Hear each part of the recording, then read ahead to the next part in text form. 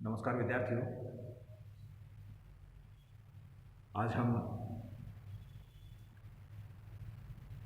हमारे धरातल के ऊपर या पृथ्वी पर जो भारी बल पाए जाते हैं उनके कार्य और उनके द्वारा जो निर्मित स्थलाकृतियां हैं उनके बारे में हम अध्ययन करेंगे। आज सबसे पहले हम बहते हुए जल या नदी के जो कार्य हैं और नदी द्वारा जो स्थलाकृतियां बनती हैं उनकी हम चर्चा करेंगे, क्योंकि हमारे पृथ्वी के धरातल पर नदियों के विभिन्न उद्गम स्रोत हैं, बर्फीले क्षेत्र हैं, वर्षा का जो जल है, ये दो मुख्य स्रोत है जिनके कारण से हमारे धरातल पर नदियाँ प्रभावित होती हैं। क्योंकि हिम वाले जो क्षेत्र होते हैं वहाँ से निकलने वाली नदियाँ पूरे साल भर उनमें जल प्रभावित होता है और वर्षा आधारित जो नदियाँ होती हैं उनमें केवल वर्षा के दिनों में वो नदियाँ बहती हैं। तो हम जो बहते हुए जल की अगर बात करते हैं तो जल एक तो अनियंत्रित बहाव से जो बहता है, अनियंत्रित होके उसका कोई रास्ता नहीं होता है, वो उसको हम प्रवाही जल बोलते हैं, बाही जल बोलते हैं। और जब वर्षा का जल एक नियंत्रित होकर धारा के रूप में ढाल के अनुरूप गुरुत्वाकर्षण बल के कारण प्रभावित होता है, उसको हम नदी का नाम देते हैं। और नदी अपने आरंभिक स्थल से अपने गंतव्य स्थान तक विभिन्न प्रकार की स्थलाकृतियां निर्मित करती हैं, वो चाहे अपर्दन के द्वारा हो चाहे वो निक्षेपण के द्वारा हो।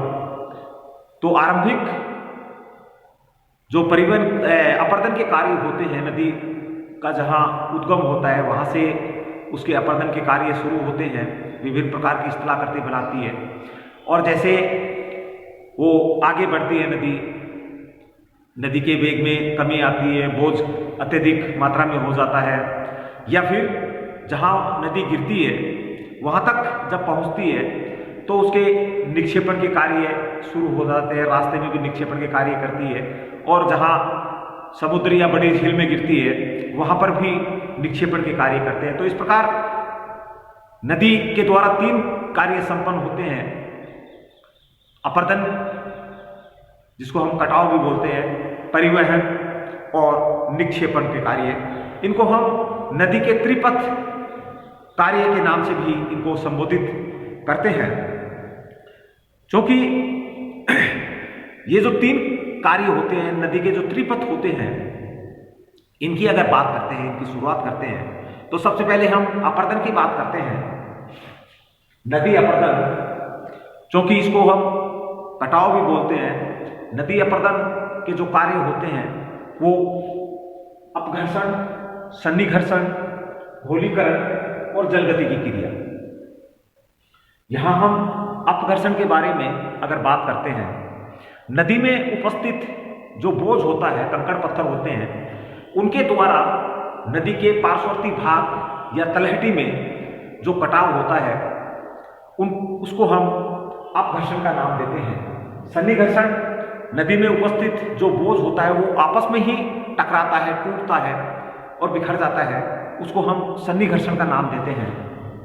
घोलीकरण की क्रिया, नदी के जो समीप वाले जो क्षेत्र होते हैं जहाँ नदी प्रभावित होती है, नदी के अगर तलहटी में, पार्श्ववर्ती भाग में अगर चूनायुक्त चट्टान है, डोलोमाइट युक्त चट्टान है, तो पानी के साथ घुल जाती है और उसका अपर्दन हो जाता है। जल गति की क्रिया, इसमें केवल जल का, बहते हुए जल का महत्वपूर्ण रोल होता है, जिसके कारण से जल के दबाव के कारण से अपर्दन की क्रिया संपन्न होती है, केवल जल का ही हाथ होता है। तो इस प्रकार ये चार प्रकार से अपर्दन के कार्य नदी के द्वारा संपन्न होते हैं।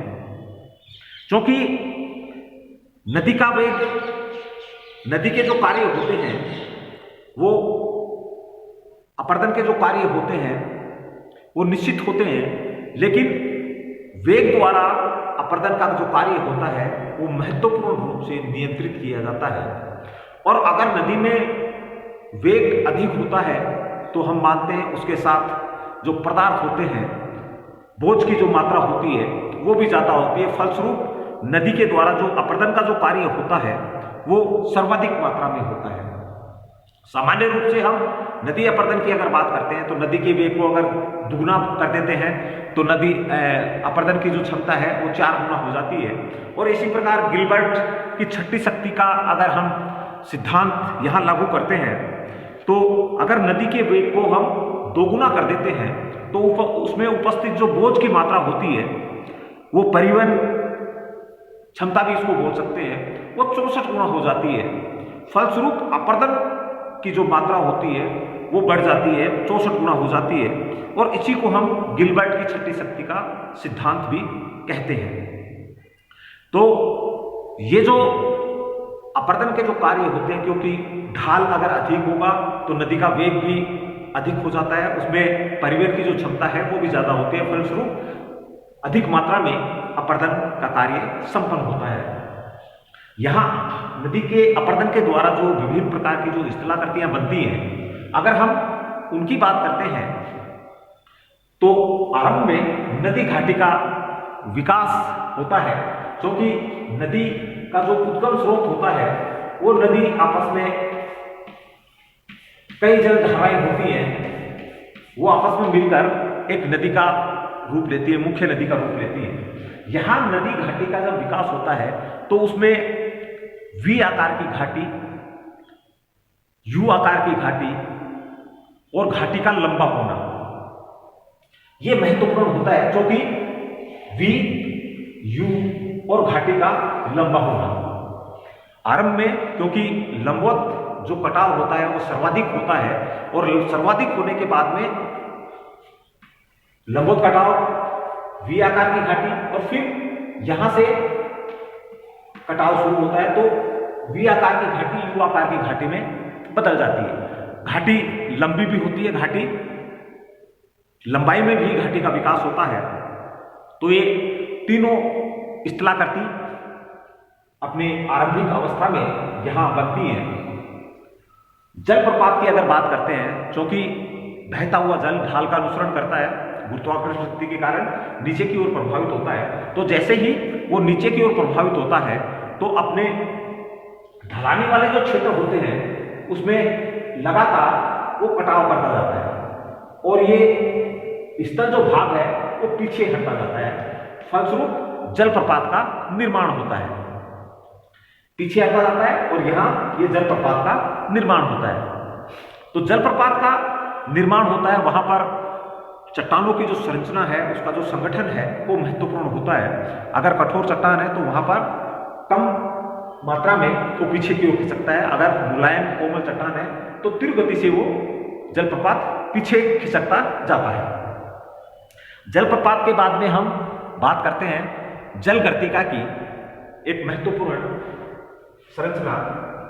जैसे ही जलप्रपात का जल नीचे धरातल पर गिरता है तो वहां पर जलगर्तिका का निर्माण होता है। जल के साथ उपस्थित जो कंकड़ पत्थर होते हैं वो घूमते हुए यहां एक गर्त का निर्माण करते हैं, जिसको हम जलगर्तिका का नाम देते हैं। ये स्थलाकृति नदी की आरंभिक अवस्था में होती है। जलगर्तिका की बात के बाद में हम बात करते हैं संरचनात्मक जो सोपान होते हैं। संरचनात्मक सोपान ऐसी जगह इनका निर्माण होता है जहां पर कठोर और मुलायम चट्टान क्रमशः पाई जाती है और उनका कटाव भी उसी तरह से संपन्न होता है।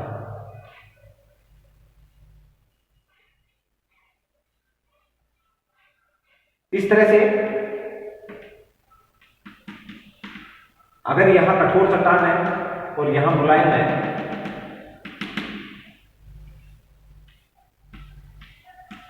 यहां तो इनका जो अपर्दन होता है वो कठोर और मुलायम चट्टानों के हिसाब से कम और ज्यादा होता है।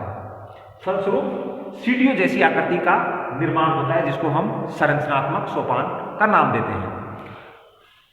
नदी वेदिका की अगर हम बात करते हैं, क्योंकि इसी प्रकार की स्थलाकृति होती है, लेकिन वहां पर चट्टानों की संरचना, उसका संगठन का कोई हाथ नहीं होता, वहां केवल नदी का कार्य होता है और नदी इस तरह से स्थलाकृति का निर्माण करती है। और ये नदी का जो जल कम होता है, ज्यादा होता है, जिसके कारण से यहां कटाव की क्रिया होती है और ये नदी वेदिका का रूप धारण करती है या उसका निर्माण होता है। तो संरचनात्मक सोपान और नदी वेदिका एक जैसे ही स्थलाकृति हैं। अंतर केवल इतना है, यहां केवल नदी के द्वारा अपर्दन का कार्य होता है और वहां पर चट्टानों का महत्वपूर्ण रोल होता है, महत्वपूर्ण भूमिका होती है। नदी विसर्ग की अगर बात करते हैं तो नदी जैसे ही पहाड़ी क्षेत्र, ढलानी क्षेत्र से मैदानी भाग में प्रवेश करती है और नदी को काफी लंबा रास्ता तय करना पड़ता है, तो उस स्थिति में नदी के द्वारा नदी विसर्ग का निर्माण होता है। एक महत्वपूर्ण स्थलाकृति होती है। नदी विसर्ग का जब निर्माण होता है तो इस तरह की स्थलाकृति नदी के द्वारा बन जाती है, जिसको हम नदी विसर्ग का नाम देते हैं। तो यहां पर यह नदी की गिरवा हुई, यहां एक भाग पर तो निक्षेपण होगा और एक भाग पर कटाव की क्रिया होगी। तो यहां कटाव और यहां निक्षेपण, यह प्रक्रिया सतत रूप से जारी रहती है। फलस्वरूप नदी की जो गिरवा होती है वो निक्षेपण के द्वारा बंद हो जाती है और जब बंद हो जाती है तो ये अलग प्रकार की स्थलाकृति यहां बन जाती है और इसमें जल उपस्थित होता है, जिसको हम ऑक्सबो लेक या गोखुर झील का नाम देते हैं। अगली जो स्थलाकृति है संप्राय मैदान, क्योंकि नदी अपने अंत में संप्राय मैदान का निर्माण करती है, जो महत्वपूर्ण होते हैं। विश्व के कई जो मैदान होते हैं नदियों के द्वारा जो निर्मित मैदान है वो काफी उपजाऊ है, जिसके द्वारा हम खाद्यान्न उत्पादन करते हैं और बड़ी संख्या में ये जो मैदान है वो भरण पोषण का काम विश्व में करते हैं। नदी परिवहन की अगर हम बात करते हैं तो नदी परिवहन जो कि महत्वपूर्ण होता है, बगैर परिवहन अपर्दन के कार्य संपन्न नहीं होते हैं। और परिवहन की अगर बात करते हैं तो परिवहन के कार्य जब नदी करती है तो वो लुढ़क कर करती है, उसमें उपस्थित जो पदार्थ होते हैं वो लुढ़क कर उत्परिवर्तन करके उछल उछल के जो कण होते हैं, जो पदार्थ होते हैं उछल उछल के चलते हैं, लटक के चलते हैं या फिर खुलकर चलते हैं। तो ये चार प्रकार से नदी के परिवहन के कार्य संपन्न होते हैं। क्योंकि परिवहन अगर नहीं होता है तो नदी का अपर्दन कार्य संपन्न नहीं होता है, तो ये महत्वपूर्ण होता है अपर्दन के लिए।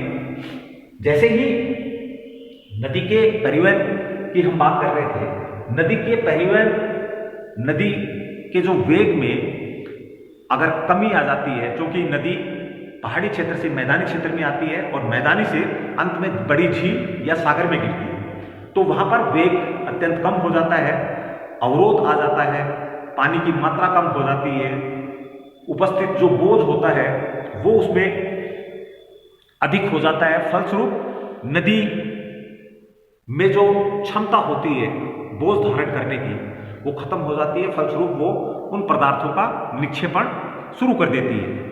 तो कहने का तात्पर्य नदी के वेग में कमी, ढाल में कमी, नदी का जो जल होता है उसके आयतन में कमी हो जाती है, मार्ग में अवरोध आ जाता है, फिर नदी में जो बोझ की मात्रा होती है वो अत्यधिक हो जाती है और नदी का जो जल होता है वो फैल जाता है, तो जिसके कारण से निक्षेपण के कार्य संपन्न होते हैं। क्योंकि निक्षेपण के कार्य महत्वपूर्ण होते हैं, बाढ़ के मैदान का निर्माण होता है क्योंकि पूरे साल भर नमी बनी रहती है, तो वहाँ हम उपयुक्त मात्रा में फसल का उत्पादन कर सकते हैं। तो निक्षेपात्मक जो स्थलाकृति होती हैं, निक्षेपात्मक जो नदी के कार्य होते हैं वो महत्वपूर्ण होते हैं। जलोढ़ पंख और जलोढ़ शंकु की बात करते हैं, क्योंकि जो पर्वतीय क्षेत्र होते हैं जहाँ से नदी निकलती है वहाँ पर पत्थरों का जमाव आकार के हिसाब से होता है, यानी आरंभ में बड़े पत्थर और फिर छोटे पत्थर, इस प्रकार से उनका जमाव होता है। तो यहाँ पर जलोढ़ पंख जैसी स्थलाकृति बनती है, पंख जैसी स्थलाकृति नदी की तलहटी में बनती है। बड़े पत्थर नदी के तलहटी के पास, और जैसे जैसे मैदान की ओर बढ़ते हैं उनकी जो आकार है वो कम होता जाता है। तो पंख जैसी स्थलाकृति का निर्माण होता है, जिसको हम जलोढ़ पंख का नाम देते हैं। सामूहिक रूप से ये बड़े पंख, इनका आकार अगर बढ़ जाता है तो इसको हम जलोढ़ शंकु का नाम देते हैं। आपस में आसपास के जो जलोढ़ पंख होते हैं वो मिल जाते हैं। इनमें नदी जो होती है, नदी का पानी नीचे से प्रवाहित होता है, जिसको हम गुम्फित नदी बोलते हैं। क्योंकि ये आपस में जो जलोढ़ पंख, जलोढ़ शंकु होते हैं, आपस में मिलकर एक मैदान का निर्माण भी करते हैं, जिसको हम गिरिपदीय जलोढ़ मैदान का नाम देते हैं। तो काफी उपजाऊ क्षेत्र इसके आसपास के होते हैं, पानी नमी की मात्रा सर्वाधिक होती है, वनीय क्षेत्र इन क्षेत्रों में देखने को मिलते हैं। प्राकृतिक तटबंध की अगर बात करते हैं तो महत्वपूर्ण स्थलाकृति होती है जहां प्रतिवर्ष बाढ़ आती है। नदी के दोनों छोर मिट्टी के प्राकृतिक बांध बना दिए जाते हैं। इस तरह से नदी के दोनों ओर बांध बना दिए जाते हैं। लेकिन जब कभी तेज बारिश होती है, जल की मात्रा अधिक हो जाती है नदी में, क्योंकि ये प्राकृतिक रूप से निर्मित तटबंध होते हैं, इसलिए हम प्राकृतिक तटबंध का नाम इनको देते हैं। तो जैसे ही नदी में जल की मात्रा बढ़ जाती है, अचानक बढ़ जाती है, तो ये प्राकृतिक तटबंध टूट जाते हैं और मैदानी भागों में बहकर बाढ़ आती है। फसलें होती हैं वो खराब हो जाती हैं, नुकसान होता है। तो प्राकृतिक तटबंध टूटने के कारण जान माल का नुकसान होता है, हमारी कृषि जो होती है उसका नुकसान उन क्षेत्रों में हो जाता है। जैसे दामोदर घाटी, अपनी हुआंगहो जो नदी है चीन की, या फिर हम कोसी नदी की बात करते हैं, तो इस प्रकार के स्थलाकृतियाँ उन क्षेत्रों में देखने को मिलती है और काफ़ी नुकसान वहाँ हर साल होता था। लेकिन वर्तमान में उन नदियों के ऊपर जो बहुउद्देशीय जो परियोजनाएं हैं वो शुरू की गई हैं, बांध बनाए गए हैं, जिसके कारण से हर वर्ष जो नुकसान होता था उससे हमारा बचाव हुआ। तो प्राकृतिक तटबंध के बाद में बाढ़ के मैदान की बात करते हैं, क्योंकि वे कम हो जाता है, जल का फैलाव हो जाता है, तो अपने पूरे मैदानी क्षेत्र में बाढ़ के मैदान का निर्माण होता है, जो काफ़ी उपजाऊ होता है, जलोढ़ मिट्टी वहाँ निक्षेपित होती है। तो जिस कारण से हम पूरे साल भर उस क्षेत्र में कृषि के कार्य आसानी से संपन्न करते हैं। बगैर सिंचाई भी वहाँ हम सिंचाई के कार्य, कृषि के कार्य कर सकते हैं। डेल्टा की अगर हम बात करते हैं, क्योंकि नदी या तो समुद्र में गिरती है या फिर बड़ी झील में गिरती है, तो नदी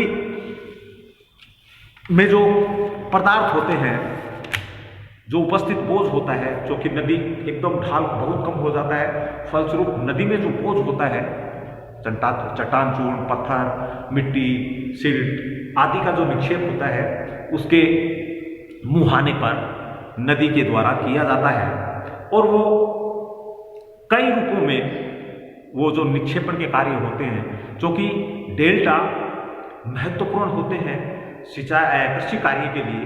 काफ़ी फसलों का उत्पादन उन क्षेत्रों में किया जाता है, उपजाऊ मिट्टी वहाँ होती है, बगैर सिंचाई भी हम वहाँ पर कृषि कार्य आसानी से कर सकते हैं। तो अनेक प्रकार के डेल्टाओं का नदी के द्वारा निर्माण होता है। उनके आकार के हिसाब से जैसे हम बात करते हैं तो चापाकार डेल्टा, चाप जैसे आकृति का डेल्टा नदी के द्वारा बनता है। तो इस प्रकार के डेल्टा को हम चापाकार डेल्टा बोलते हैं। जैसे अपनी गंगा नदी है, सिंधु नदी है, वोल्गा नदी है, इरावदी नदी है या फिर हुआंग हो नदी है, ये चापाकार डेल्टा का निर्माण करते हैं। पंजाकार डेल्टा की अगर हम बात करते हैं तो पक्षी के पंजे जैसे आकृति में मिट्टी का जमाव होता है, जिसको हम पंजाकार डेल्टा का नाम देते हैं। पंजाकार डेल्टा मुख्य रूप से मिसिसिपी जो नदी है उसके द्वारा पंजाकार डेल्टा का निर्माण होता है। ज्वारनुत डेल्टा की अगर बात करते हैं तो भारत में जैसे नर्मदा, ताप्ती, मैकेंजी जो नदी है, ओब नदी है, हडसन नदी है, वो ज्वारनुत या एस्चुरी डेल्टा का निर्माण करती है। रुंडित डेल्टा की अगर हम बात करते हैं तो मुख्य रूप से डेल्टा नदी से कट जाता है, जिसको हम रुंडित डेल्टा का नाम देते हैं। पोलीयुक्त डेल्टा की बात करते हैं तो अलग अलग शाखाओं में डेल्टा का निर्माण होता है। मुख्य जो डेल्टा होता है, प्रगतिशील डेल्टा की अगर बात करते हैं तो लगातार डेल्टा का निर्माण समुद्र की तरफ होता है, जिसको हम प्रगतिशील डेल्टा का नाम भी देते हैं। अवरोधित डेल्टा की अगर बात करते हैं तो अवरोध होने के कारण डेल्टा का जो विकास है वो रुक जाता है। परित्यक्त डेल्टा की अगर बात करते हैं तो परित्यक्त जो डेल्टा होता है, नदी मुख्य डेल्टा को छोड़कर अन्यत्र डेल्टा का निर्माण करती है, तो उसको हम परित्यक्त डेल्टा का नाम देते हैं। तो इस प्रकार नदी के ये महत्वपूर्ण कार्य होते हैं जिनके द्वारा नदी विभिन्न प्रकार की स्थलाकृतियाँ परिवहन, अपरदन, परिवहन और निक्षेपण के द्वारा निर्मित करती हैं, और ये स्थलाकृतियाँ हमारे लिए महत्वपूर्ण होती हैं। धन्यवाद।